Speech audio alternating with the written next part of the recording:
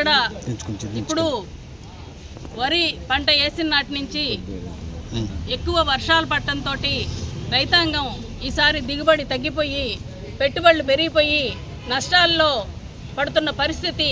అయితే గతం కన్నా ఈ సంవత్సరము ధాన్యం ధరని మరీ తగ్గించి వేశారు. ఇది ఈరోజు రైతులకి చాలా నష్టము. రైతులు ఆందోళన పడుతున్నారు. ఇది ప్రభుత్వం ఆలోచించాలి. మేము గత కొంతకాలంగా అనేక సంవత్సరాలుగా రైతు పండించిన పంటకి గిట్టుబాటు ధర కల్పించాలి ప్రభుత్వాలని చెప్పి పోరాటం చేస్తూ ఉన్నాం.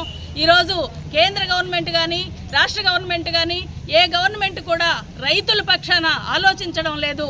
ఈరోజు రైతులు ఆత్మహత్యలు చేసుకుంటుంటే దీనికి పరిష్కారం కోసం ఏ ప్రభుత్వము ఏ పాలకులు ఆలోచించడం లేదనేది వాస్తవం. ఎందుకంటే రైతులు ఐక్యంగా పోరాటాల్లోకి వస్తూ ఉన్నారు. ఢిల్లీలో సంవత్సరం పైగా మద్దతు ధర గ్యారంటీ కోసం పోరాడారు. ఇప్పటికీ పోరాడుతున్నారు. ఈ రోజు కూడా మద్దతు ధర గ్యారంటీ చట్టాన్ని చేయమని హామీ ఇచ్చినటువంటి మోడీ గారు అది అమలు చేయడం లేదు. దీనికి వ్యతిరేకంగా రైతాంగం పోరాడుతూ ఉన్నారు. ఈరోజు మనం చూసుకుంటే మన రాష్ట్రంలో అనేక సమస్యలు రైతాంగానికి కొట్టుమిట్టాడుతూ ఉన్నాయి.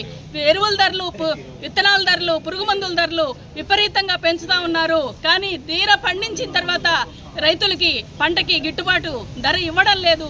దీన్ని రైతులందరూ కూడా ఐక్యమై పోరాడి సాధించుకోవాలి. ఎందుకంటే ఈరోజు మనం చూస్తున్నాం పెద్ద పెద్ద ఈ పాలకులు మన రాష్ట్ర ప్రభుత్వంలో ఉన్నటువంటి మన పాలకులు కూడా గత ప్రభుత్వం కానీ ఈ ప్రభుత్వం కానీ ఎవ్వరూ కూడా రైతాంగం గురించి ఆలోచించట్లేదు.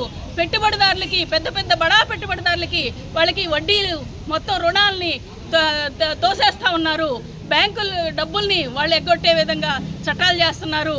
అదే రైతులు తీసుకున్న అప్పులకి వడ్డీలు వేసి మెడలు వంచి వసూలు చేస్తూ ఉన్నారు. ఇవన్నీ మనం చూసినప్పుడు రైతుల పట్ల ఈ ప్రభుత్వాలు ఎంత వివక్ష చూపుతున్నాయో మనకు అర్థమవుతా ఉంది. కాబట్టి ఈరోజు పెట్టుబడిదారులకు కాదు, ఈ రాష్ట్రంలో ఉన్నటువంటి భూముల్లో రైతులు వ్యవసాయం చేసి పండిస్తున్న పంటకి గిట్టుబాటు ధర కల్పించాలి. అలాగే చిన్న చిన్న పరిశ్రమలు, వ్యవసాయ ఆధారిత పరిశ్రమల్ని ఇక్కడ అభివృద్ధి చేయాలి. ఇక్కడ నిరుద్యోగ సమస్య పరిష్కరించాలి. ఇది ఈరోజు ఉన్నటువంటి చెరుకు అయితేమి, జూట్ అయితేమి ఇవన్నీ మూతపడిపోయినాయి. రైతు ఆధారిత పరిశ్రమల్ని పెంచకుండా ఇక్కడ ఉన్నటువంటి నిరుద్యోగ సమస్యని ఏ ప్రభుత్వం పరిష్కరించలేదు. అట్లాగే బస్తాకి 500 రూపాయలు బోనస్ ఇవ్వాలి.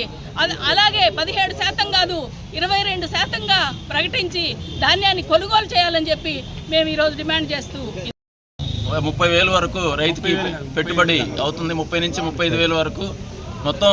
ఈరోజు పరిస్థితి చూస్తే ఈ గత వర్షాలు పడినప్పుడు వరుసగా వర్షాలు కురవడం వల్ల పంట కూడా అంత వాటంగా రాలేదు. దిగుబడి తగ్గిపోయింది. ఎకరాకి 40 బస్తాలు అయ్యేది ఇప్పుడు 25 బస్తాలు 30 బస్తాలకు మించి కావడం లేదు. కనుక రైతుకి ఈ రోజున్న రేటు ప్రకారం చూస్తే 1,650 రూపాయలు అనేది గిట్టుబాటు కాదు. గత సంవత్సరం ఇదే సీజన్లో 2,200, 2,300, 2,400 వరకు 2,600 వరకు కూడా అమ్ముడుపోయినటువంటి బస్తా ఈరోజు 1,600కు పడిపోయిందంటే, ఒక 1,000 రూపాయలు బస్తా మీద తగ్గిపోయిందంటే ఒక పుట్టి మీద 10,000 రూపాయలు నష్టపోతున్నాడు. ఎకరాకి ఈరోజు 30,000 రూపాయలు రైతు నష్టపోతున్నాడు. విపరీతమైన పెరిగిపోయిన రోజులు గత 30 సంవత్సరాల నుంచి 2-2.5 రూపాయలు చేసే కూలీలు ఈరోజు 700 రూపాయలు దాకా అయిపోయింది. 700 రూపాయలు పెట్టి కూడా మనిషి సిక్కే పొజిషన్ లేదు. ఒక పక్క వర్షాలు నారాతలకు వచ్చి కనీసం ఒక ఎకరాకు వచ్చి 40,000 రూపాయలు పెట్టుబడి అయిపోతుంది.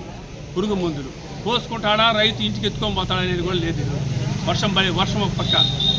కాబట్టి రైతుకి ఏ ప్రభుత్వం అయినా సరే న్యాయం చేయాలి. ఇప్పుడు పోయిన సంవత్సరం 2,200 అమ్మినాయి, 2,600 దాకా అమ్మి ఆగినాయి. ఈ సంవత్సరం 1,600 రూపాయలు అంటే రైతు రోడ్డు మీద పోసుకుని ఏడ్చుకుంటున్నాడు.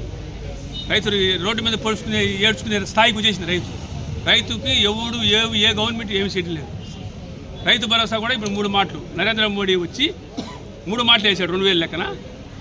ఈ గవర్నమెంట్ ఏమంటే ఇవాళకి వేయలేదు. 3 దిప్పులు వేస్తే ఈ గవర్నమెంట్ కూడా 3 మాటలు వేస్తున్నారు. కానీ రైతు భరోసా గురించి వేసేది అవన్నీ కాదు. ముందు రైతుకి గిట్టుబాటు ధర కావాలి. మనకి దానికి గవర్నమెంట్ కొనుగోలు చేయాలి.